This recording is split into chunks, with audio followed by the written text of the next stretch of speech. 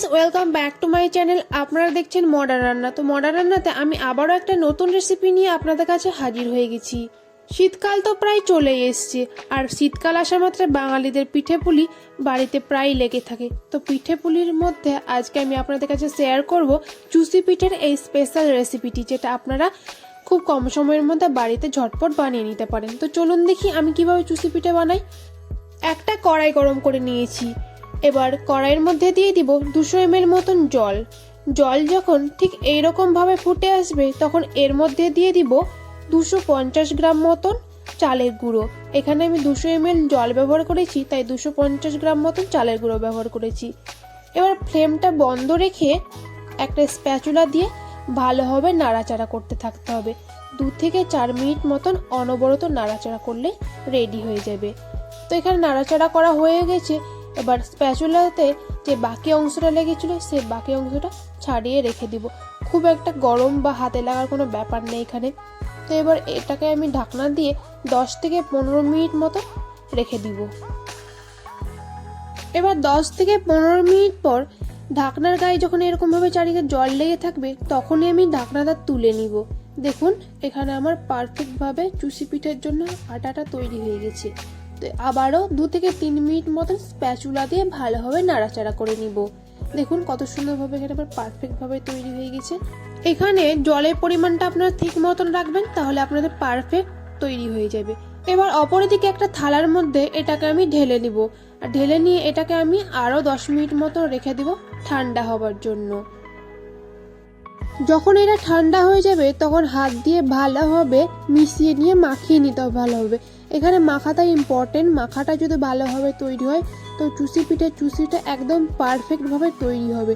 তো এখানে আমার কত সুন্দরভাবে মাখাটাও হয়ে গেছে।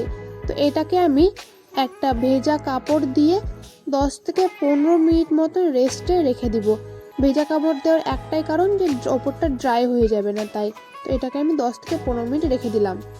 এবার 10 থেকে 15 মিনিট পর ভেজা কাপড়টা তুলে নিয়ে আবারও 2 থেকে 3 মিনিট মতন ভালোভাবে মাখিয়ে নিতে হবে। যখন এটা মাখা হয়ে যাবে তখন ছোট ছোট করে ভালোভাবে লেচি কেটে নিতে হবে। এবার হাতের তলায় নিয়ে ভালোভাবে চুষিগুলো কেটে নিতে হবে। চুষি কাটার প্রসেসটা আমি দেখিয়ে দিচ্ছি। একটু সামান্য হাতে আটার যে লেচিটা সেটা নিয়ে হাতের 2 তলায় হালকা হালকা করে ঘষে নিলেই রেডি হয়ে যাবে চুষিগুলো। চুষি বানানো খুবই সহজ। আপনারা প্রসেসগুলো দেখে নিন ভালোভাবে, তাহলে আপনারা চুষিটা খুব সহজে বানিয়ে নিতে পারবেন। তো এরকমভাবে সেম প্রসেসে সবগুলো চুষি আমি কত সুন্দরভাবে বানিয়ে নিয়েছি। আর সাইজগুলো ঠিক একই রকম হয়েছে, না একটু বড় না একটু ছোট। সেম প্রসেস সবগুলো বানিয়ে নেব চুষি। এখানে আমার সমস্ত চুষিগুলো বানানো কমপ্লিট হয়ে গেছে। তো এবার অপরদিকে আমি একটা ছাঁকনি নিয়ে নিয়েছি। ছাঁকনিগুলোর ওপর সমস্ত চুষিগুলো রেখে দিব। আর এক্সট্রা যেই চুষিগুলোর ওপর ময়দা লেগে আছে সেই ময়দাটা ছাঁকনির মাধ্যমে ভালোভাবে ছেঁকে নিতে হবে। দেখুন কতটা ময়দা পড়ে গেছে। তো এটাকে আমি সাইডে রেখে দিয়ে অপরদিকে একটা কড়াইয়ে 2 লিটার মতন ফুল ফ্যাট দুধ নিয়েছি। দুধটা এবার ভালোভাবে আমি ফুটিয়ে নিয়ে 1 লিটার মতন করে নিব ভালোভাবে। এই পিঠের ক্ষেত্রে দুধের পরিমাণ যতটা বেশি রাখবেন ততটাই টেস্ট অনেকটা গুণ বাড়বে। তো যখন 2 লিটার দুধ থেকে যখন 1 লিটার দুধ হয়ে যাবে তখন এর মধ্যে আমি দিয়ে দিব 150 থেকে 200 গ্রাম মতন খেজুরের গুড়। খেজুরের গুড় ছাড়া চুষি পিঠে বলুন আর যে কোনো পিঠে বলুন পুরো অসম্পূর্ণ। এবার খেজুরের গুড় দিয়ে ভালোভাবে নাড়াচাড়া করে আরও 10 মিনিট মতন ফুটিয়ে নিতে হবে। দেখুন কত সুন্দরভাবে কালারটা বেশ অন্যরকমই চলে এসছে খেজুরের গুড় দেওয়ার কারণে। যখন অনেকটাই দুধ আরও মরে আসবে তখনই এর মধ্যে আমি দিয়ে দিব এলাচ। এখানে আমি ছোট এলাচ 2টা ব্যবহার করেছি। আরও দিয়ে দিব যে চুষিগুলো বানিয়ে রেখেছিলাম সেই চুষিগুলো সমস্ত একেবারে আমি দিয়ে দিব। এবার দিয়ে হালকাভাবে নাড়াচাড়া করে নিতে হবে যাতে ভেঙে না যায়। এখানে এলাচটা পুরোপুরি অপশনাল। আপনাদের যদি এলাচের ফ্লেভারটা ভালো লাগে তো আপনারা দিবেন, আর যদি না ভালো লাগে তা আপনারা নাও দিতে পারেন।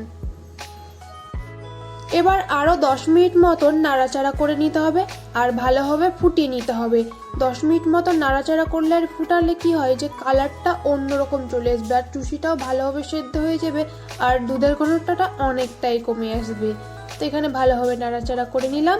আর দেখুন 10 মিনিট পর কত সুন্দর কালার এসছে চুষি পিঠার। আর দুধের ঘনত্ব অনেকটা পরিমাণে কমে গেছে, আর ঠান্ডা হতে দিলে এটা আরও ঘনত্বটা কমে যাবে। তো তার জন্য আমি এটাকে ঢাকনা দিয়ে 1 ঘন্টা মতন রেখে দেবো, যাতে চুষি পিঠাটা ভালোভাবে ঠান্ডা হয়ে যায়। আর ঠান্ডা হয়ে গেলে এটাকে আমি আবারও 1 ঘন্টা পর ঢাকনাটা তুলে নিলাম। দেখুন কতটা সুন্দর পারফেক্টভাবে তৈরি হয়েছে, আর ঘনত্বটা অনেকটা পরিমাণে কমে গেছে। এই শীতে চুষি পিঠার এই স্পেশাল রেসিপিটি বাড়িতে অবশ্যই সবাইকে করে খাবেন, দেখবেন বাড়ির সকলের খুব ভালো লাগবে। আর আপনাদের যদি অন্য কোনো পিঠের রেসিপি প্রয়োজন হয় তো আমাকে অবশ্যই কমেন্ট বক্সে জানাবেন, সেটা আমি দেওয়ার অবশ্যই চেষ্টা করব। তো এবার আমি একটা বাটির মাধ্যমে ভালোভাবে চুষি পিঠেটাকে সার্ভ করে নিব।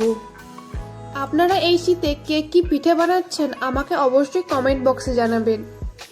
আমার ভিডিওগুলি যদি ভালো লেগে থাকে তো like, comment, share and subscribe করে দিবেন, আর পাশে থাকা বেল বাটনটিকে ক্লিক করে দিবেন, যাতে পরবর্তী যে ভিডিওটি দিই সেই ভিডিওটির নোটিফিকেশন আপনার কাছে সঙ্গে সঙ্গে চলে যায়।